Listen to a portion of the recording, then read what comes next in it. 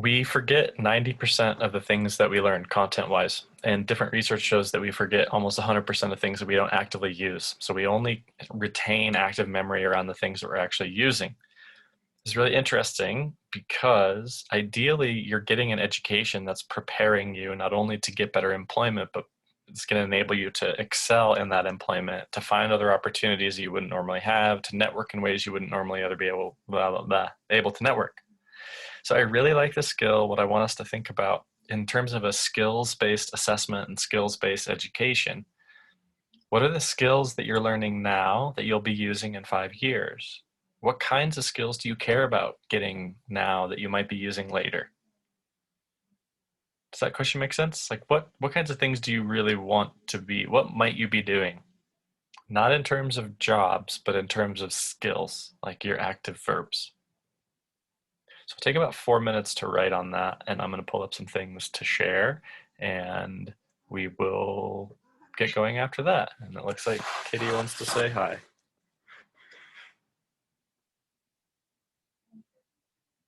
Okay, free write.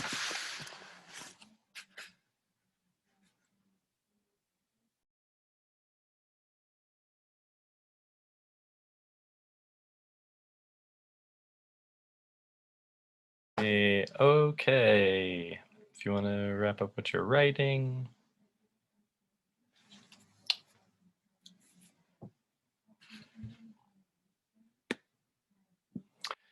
Okay, so today I want to go over transitioning into your downdraft and what that looks like and kind of how to start thinking about that. Talk a little bit about how this essay fits into those skills that we were hopefully talking about and thinking about, and then kind of look forward if we get to it, what we're going to do for the final and how that's looking to wrap up the semester. So what did we say? What skills are interesting that we're working on? Did anybody say writing essays? Why not?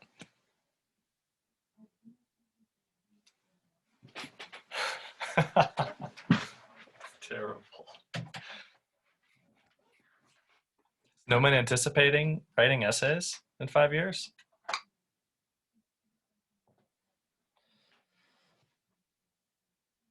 Okay, so just to help me contextualize this, how many of us are thinking about going to grad school? Can you do a hand or an emoji reaction in the Zoom? Or just say, Grace, you're planning on going to grad school, but you wish you were done already? Most of the people here. And not going to grad school. Or insert shrug emoji. They need a shrug emoji in Zoom.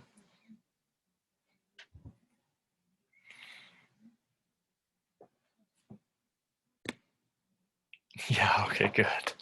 Thanks, Grace. So why are we writing essays then? If we're not going to be writing essays post-graduation, why write essays in graduation, before graduation? Oh my God. Yeah, you're very helpful.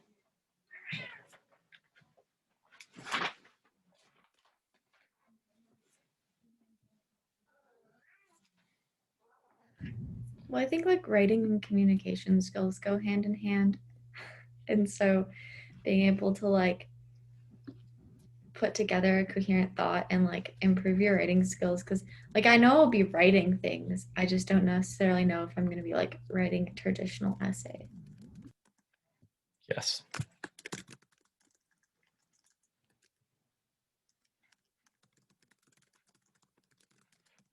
What else did we get for skills? And I think that's right. So we are going to be writing and communicating, but not just necessarily writing a general essay. Other skills that we got.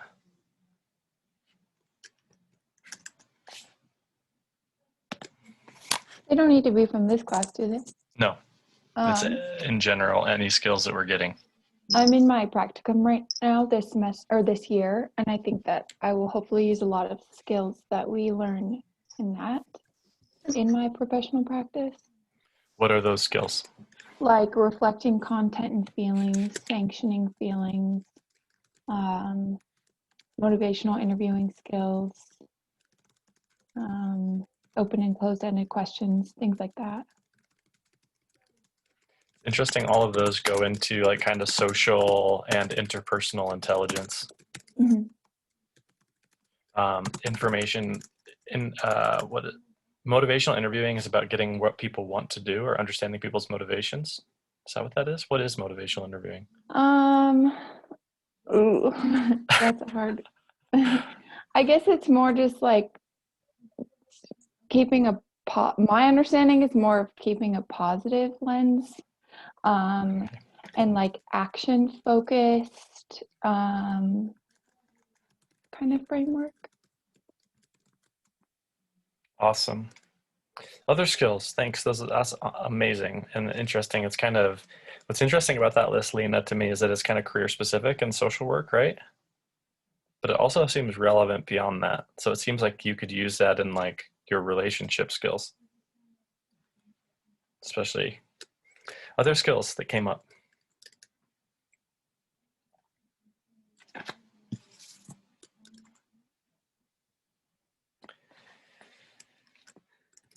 I was looking at, in terms of the other, there's a couple of batches here, researching and reading skills. So being able to find the information that you need is one of the ones that you're most likely going to use. Processing information skills. Again, these are skills that we're doing in the essay, that the essay is supposed to measure you're doing these skills. But ideally, like in a better world, you would be able to like see whether or not you're getting those skills and be able to assess your like that. I feel like the essay is kind of an imperfect artifact of what we're learning in a certain regard, the skills that we're learning. Because you're, like you said, you're not going to be writing essays, but you will be communicating. You're not going to be writing essays, but you will be researching and reading and finding information and sifting through a bunch of information. There's other interesting and kind of interesting other network of skills around networking or coalition building, right? Like building up a network, those kinds of skills. That's something, and I don't know if we're working on that now. Building business models. And critical thinking on a team, which means feedback and acting on feedback. Thought about like restructuring this course to really incentivize question asking so that you only get credit for the questions that you ask and not the work that you do. I don't know how that would work. I think like it's almost more important than actually finding the answers is figuring out what questions to ask and just getting in the habit of asking questions. The other really interesting thing I know for me, just to put this out there, is like design thinking. I mentioned this before. I have it. I must put it somewhere else. And this is, or also like agile design, which is a method of basically, which is big talk in the future of work now because the future is changing so quickly and you're going to be having a lot of different jobs. Being agile, being able to move quickly and adapt quickly is really what this is about. So you're able to kind of try something, learn from that something, and then adjust and retry something. That's a kind of skill. It's like the scientific method, but with our own experience and experiments to basically be able to do a lot of different things. Okay, in terms of this, and I wonder about all those things, if anything stands out to you as something that you really want to work on in your notes. Of all that list of things, what would you say are the top 2 or 3 for you? We've got writing and communicating, reflecting, interpersonal skills, asking questions, reading and researching, processing information, networking, coalition building, like building a business, critical thinking in a team, and then kind of design thinking, agile thinking, being able to create things, get feedback on those things, adjust on those things. Interesting, design thinking applies everywhere, definitely in classrooms or with like clients, I would imagine in social work situations, you know, where you're like, did this work? Tell me why it didn't work. How could we change it to get it to work this time? You're just doing that over and over and over and over again. So one of the other problems with traditional school is that those feedback loops are too long. Like ideally you would do something, get feedback on it, do it again, get feedback on it, do it again, get feedback on it, do it again. It's kind of like that happens in 15-week chunks, which is way too slow for the world that we live in now. I'm just curious about that list, either in your notes or in the chat. What do those skills stand out to you?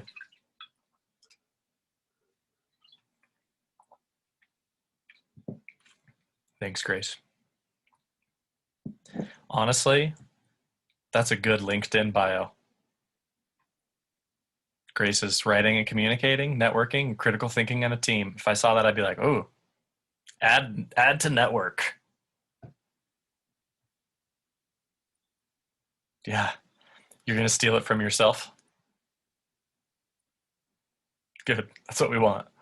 Yeah, good. This is hilarious because that's another part of this course. If you notice the design of this last week's, and we're going to go into the downdraft, we're like transitioning to the downdraft, is we're repurposing our writing and taking it and putting it somewhere else and re-looking at it. That's really what you're going to be doing a lot of. Awesome. It's a great list, Jamie, as well. Networking with a double G.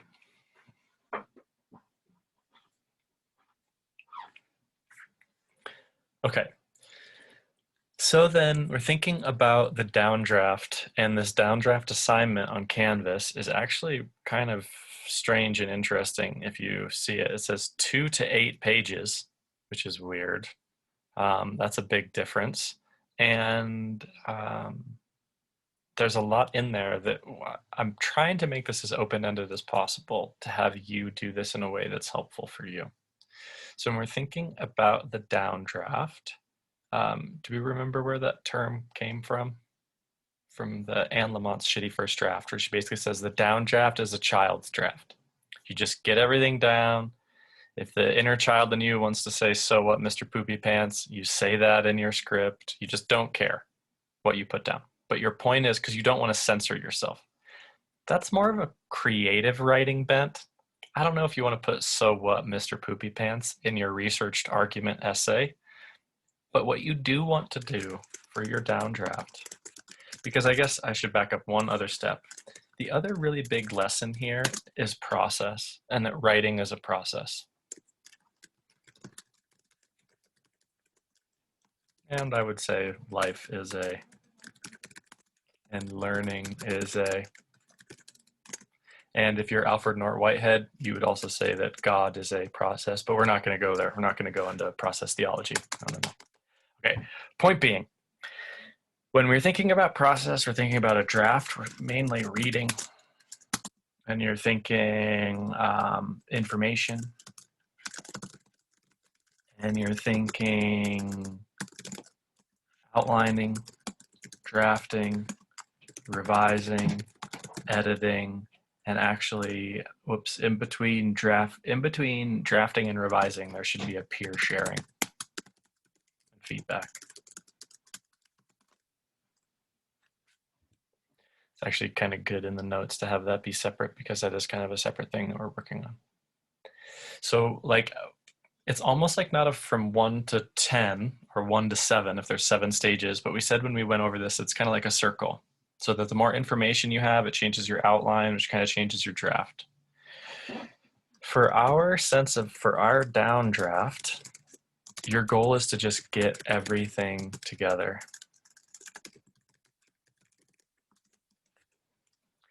And start putting it in a way that is going to look like you're basically just trying to get everything together. I have a couple of suggestions that I want us to think about as we do this. One is that you might request feedback at the top.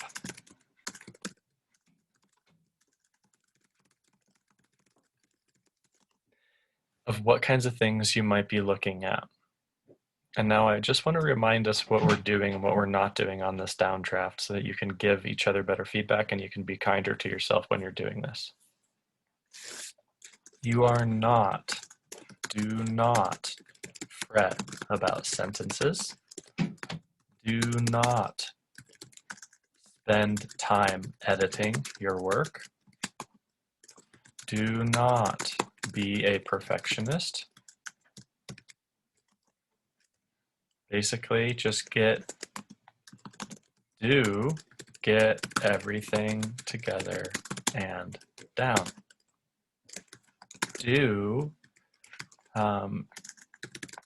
Get your best thesis. If it were me, I would bold it. You might also get your best topic sentences and bold them. Or I like to do all caps for the topics themselves. So when you read your topic sentence, you can be like, this paragraph is about this bold thing in all caps. I'm going to remove that before I submit my final. But for me, since I'm going to be the one reading this draft for the next week, and my peers are going to be the one reading this draft, I'm going to make it so it's super easy for me to stay oriented on all of this. In other words, you're basically pay attention to your outline strategy.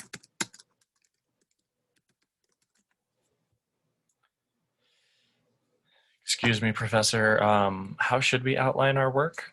Well, that's why we did the PowerPoint. There's a lot of ways to do it, but typically you should have an outline that came out of that PowerPoint assignment. Thesis, reason, counter-argument, objection, response to counter-argument, objection. It's like the 7-paragraph essay, 5-paragraph essay with a, oh yeah. Great question, Grace. No. So yeah, that's a really good question. Per the plagiarism rules in the university, you can't take work from one class and put it into another class and pretend that you're doing that work for the class, because the benefit is doing the work, not the product, but the process. And you can't take something you did in week 3 and repurpose it for week 11. That rules does not apply in this class, because writing is repurposing. So no, you will not. You can steal from yourself. That's why we're doing this. Ideally, when you steal from yourself, you reread it and delete words you don't need. So it's getting better.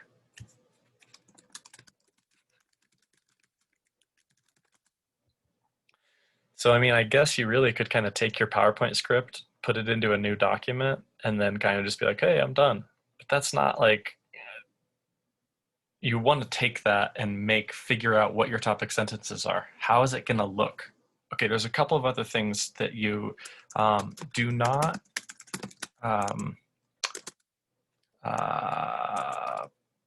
fret or even write your intro and conclusion.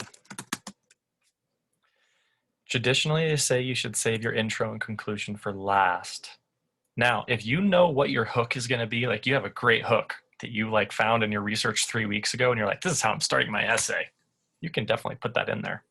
Remember, your hook is a attention-grabbing statement, quote, or question. Something that's going to get people, it's going to hook them in. It's usually the first sentence. Although the title is often kind of hooky. Good titles are hooky.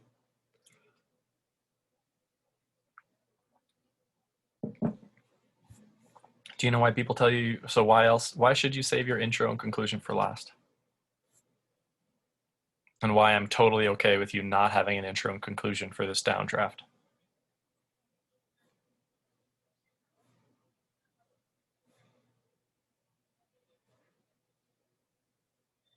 Have we heard this advice before? Why would that make sense? Isn't that one of the most important parts? So why you really should actually work on it and then redo it? Okay, 1, different advice works for different people. So it's hard to say universally. But 2, your intro. Yeah, Grace, that's exactly it.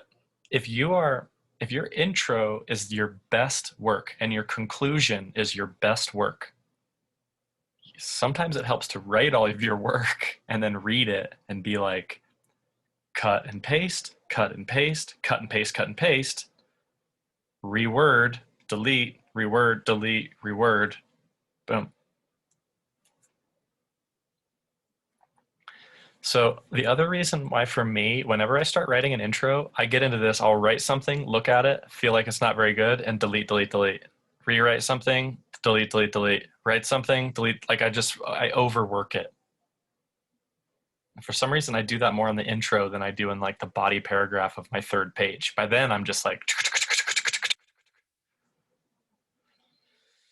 that's the other reason why we do that. Yeah, good. The other thing I'm going to say, what I would do is get it into MLA or APA format.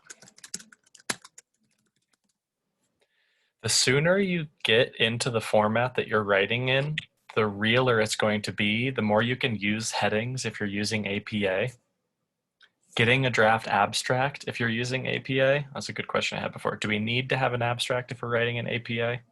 And the answer is no. You can still write an APA paper without that little tiny abstract on the first page, but it looks good to have it. And it's a nice kind of overview of everything that you're doing. So I would encourage you to do that as just a kind of brief thumbnail of everything you're doing. The other thing that I want to remind you of is that words have a visual appearance. Appearance.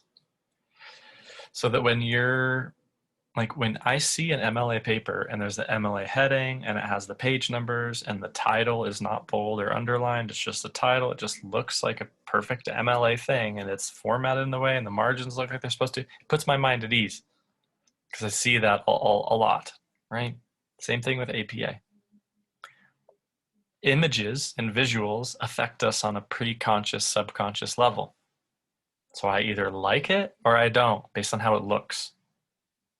So don't save that to the end. I honestly think like getting it into the format right away is helpful in really like seeing what you have, where it needs to be going and all of that.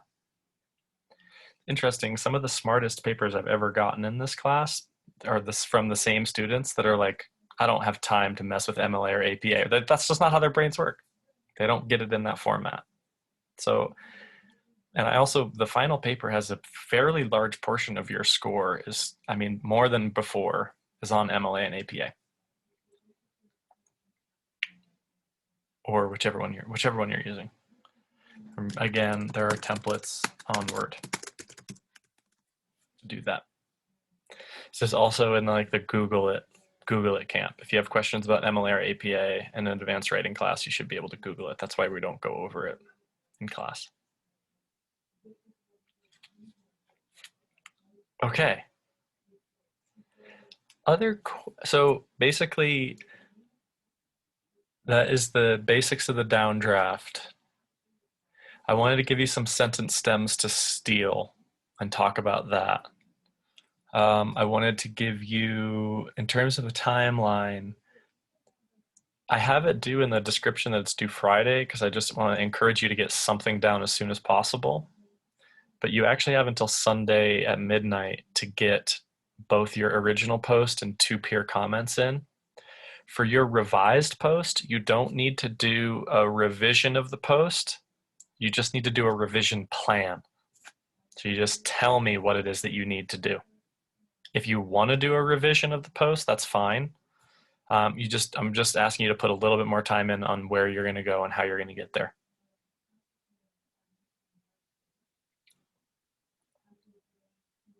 Okay. Any other questions around your downdraft? Can you use I in your essay? Can you use the word I in your essay?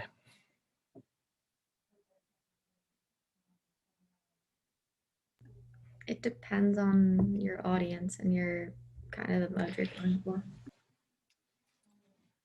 I agree. I'm still trying to figure out why and where that rule that you should never use I in your writing comes from. I have a really cynical answer that is just like the easiest thing for teachers to grade ever. So it's just an easy way to make it look like they're doing their jobs by counting you off because you use the word I in your writing when really that signifies nothing. It's all sound and fury signifying nothing. I wanted to share this link to Princeton is doing a Grad Futures Professional Development that's happening right now this week. A lot of keynote speakers on, it's actually the schedule and registration information that's more interesting. They're all free. And I went to a presentation yesterday on, and this is mainly for PhDs, people with PhDs to enter into the workforce, but a lot of these are relevant to me and therefore relevant to other people. Like I just saw this presentation on LinkedIn Rockstars Live, which is a series of classes on LinkedIn on how to use your LinkedIn as a rock star, not as like a literal rock star, but just how to rock your LinkedIn. They have an interesting panel today on, right now actually, no, in an hour on podcasting. So for example, like if you're thinking about podcasting as a professional outreach mechanism or as something to make you stand out from other applicants, like there's interesting things on there. Anyway, on the LinkedIn panel, they were saying that things have shifted in the pandemic and we actually are looking for more personable connections with other people, and that this professionalism is shifting. So you might have thought that it's not professional to use I, and sometimes it's not professional to use I. And so like for back to your, in the context of your essay, I might say like, instead of I, you can say, instead of I will show, you can say, this paper will demonstrate. That they were saying in the presentation that we basically want human connection more than ever, and that it's okay to be personal. You might say like in more scientific papers, you don't really want to use I, like it should just be very cut and dry. But I wonder how many, in papers where there's multiple authors, have you seen them write we, like we set out to explore, or we conducted research in order to find out, or our research has shown that, or future evidence. So I just want to show you and be aware that academic writers, academic professional writers, use I, and typically they use we because they're in research teams. But so you can do that. And again,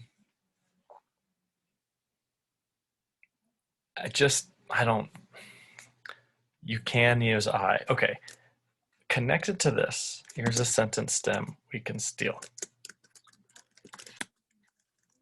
You don't want to say, according to Waitskin, Zinsser, and Cameron, quote,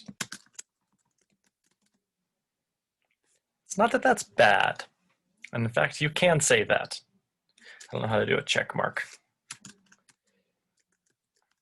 But you can say, according to research published in the Journal of Applied Biology, actually I should put star, insert fancy journal title here, and star.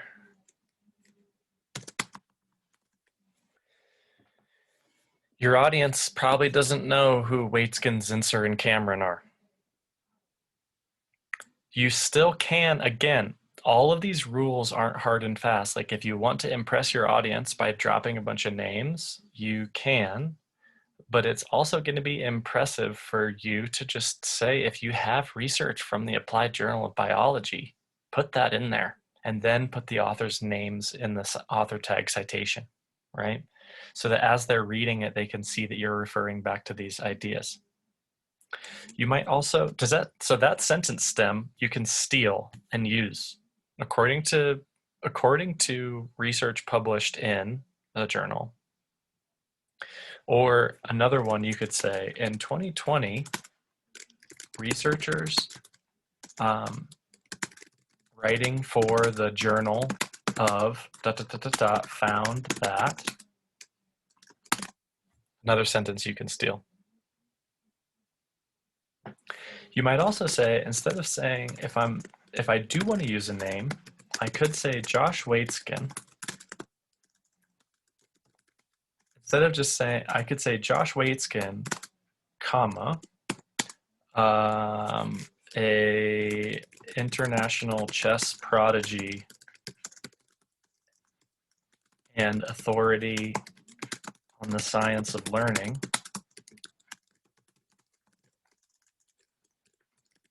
shows that, okay, I should have broken that up, but point being, you have the sentence to steal here is name, comma, connection to topic, comma, and then their claim or contribution. So you're basically saying this person, what they do, what they say, is a really elegant way to introduce your topics. What I hope that we, and then what else? I think that was the main two. Oh, right, first, second, and third. Have we learned to not use first, second, and third in our writing? Some people yes, some people no. Is it okay to use first, second, and third when you're writing something? Yes. And in fact, again, depending on for your audience, if you're trying to make it easier for them to follow your train of thought, and you say there are 3 reasons why we need to be aware of the future of genetic modification. First, second, and third, or even just doing 1, 2, and then 3 works in your essay because it's helpful to your audience. It makes it easier for them to understand where you're going and what you're doing. Again, remember, you're trying to just make it easy as possible on your audience. Okay, in your, what we say in MLA, you have, or in APA, there's an abstract, or at least a sense of an essay map, which tells your reader where they're going. So in terms of organization, you're basically saying this essay, in this essay, I will first do this, and then I will do this, and then I'll do this. It might be said that this, but I will show that this. Now I just basically gave you my entire essay in 2 sentences. In fact, in all professional communication where you're giving someone a lot of information, use a TLDR at the beginning. So you're basically saying, hey, I know I might not want to read all this, but it is valuable and I don't want to make that decision for you. So if you just want the TLDR, here it is in 1 sentence. If you want to read more on, please do that below. People will appreciate that kind of thing.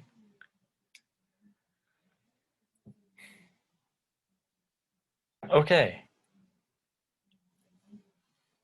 So we have an essay draft due on Friday. I'm sorry, it's actually due on Sunday, but I would pretend that it was due on Friday just to get it done if you can. And then you'll have time to revise that essay. And then next week, we're going to look at how to do portfolios and why you should. You're going to get an opportunity to just create one and see how easy it is. Super easy. The nuts and bolts of getting a portfolio online are there. It's getting easier all the time. Doing the work to put on that portfolio takes a little more time. Luckily, you've been doing a lot of work this semester, so you have plenty to populate it with. So we're going to talk about that next week. I hope that answers questions around like what to do for your downdraft and kind of gets you seeing the instructions for the downdraft are pretty good in terms of getting you to prioritize what's important in your essay so that you can have more time to revise those pieces as you move forward.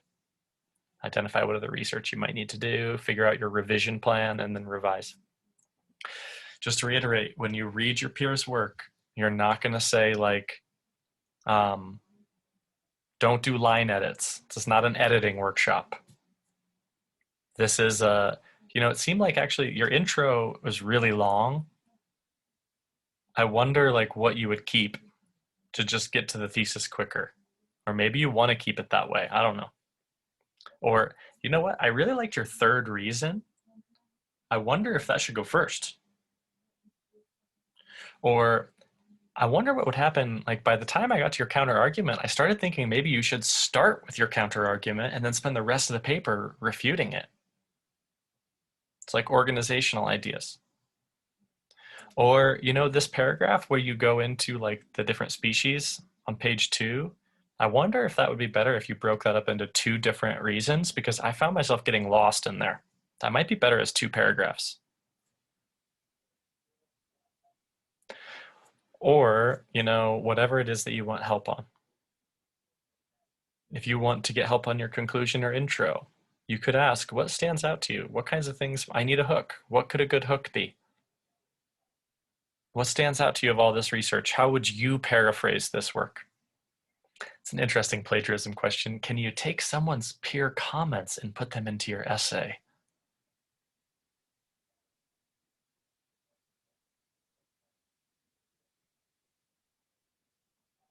We should have talked about plagiarism all semester long.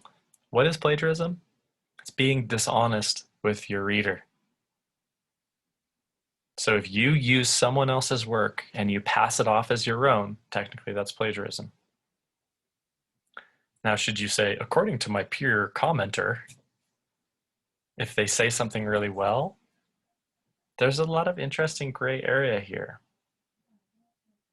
Ideally, you're copying and pasting it, modifying the words like, people do when they plagiarize, and you will be submitting your work through a plagiarism checker. And you don't want to get a 0 on this assignment. But I don't know, the way this course is structured, it doesn't make any sense to plagiarize because you've been working on this paper for 4 months or however long it's been. Okay, can you tell I'm out of things to say? Any questions?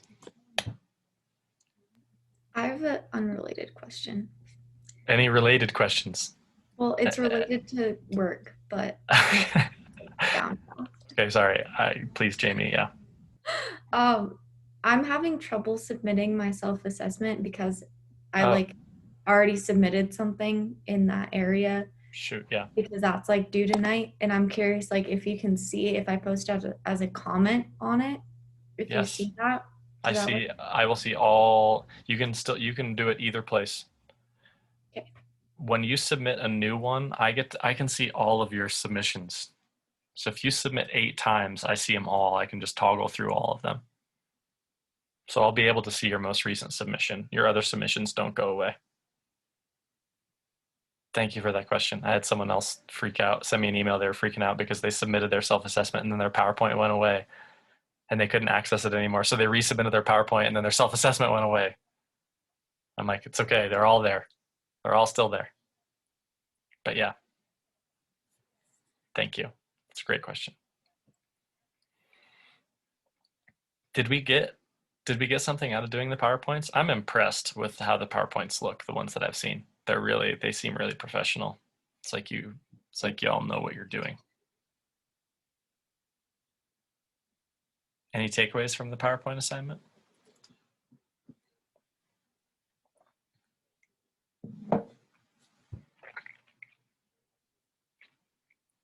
Is there a thumbs down emoji? Oh yeah, we decided that there wasn't one. Reactions, thumbs up, or what can we use as a thumbs down? The joy, open mouth.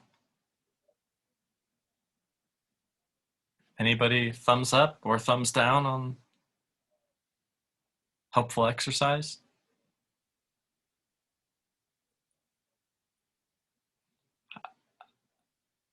Hey,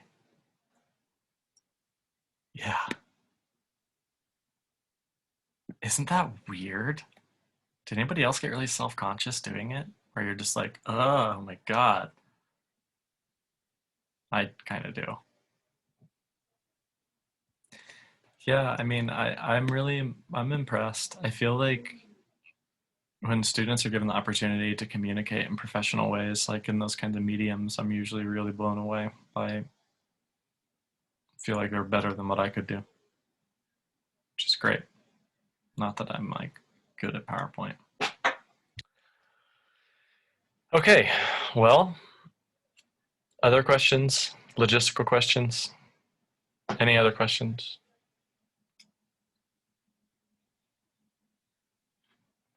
All right, it looks like, do we want to meet on Friday? More work, just because I think it's fine. At this point, it's really just time to work. So I don't propose we just have like a co-working day on Friday, where we just show up and work. And then you can ask questions. So I really don't have much lecture material, and I think we should just be working on our work at this point. And if you can get your work done before class on Friday, we can do some peer review time. So that's what's going on Friday. I'm just going to announce that. So optional co-working on Friday. So there won't be any real lecture material if you don't want to show up on class. Have a good day off. If you do want to show up for your schedule of work, then come hang out and work with us. Cool? Okay. Everybody take care. Be well. And yeah, awesome. I'm glad that was helpful. Have fun.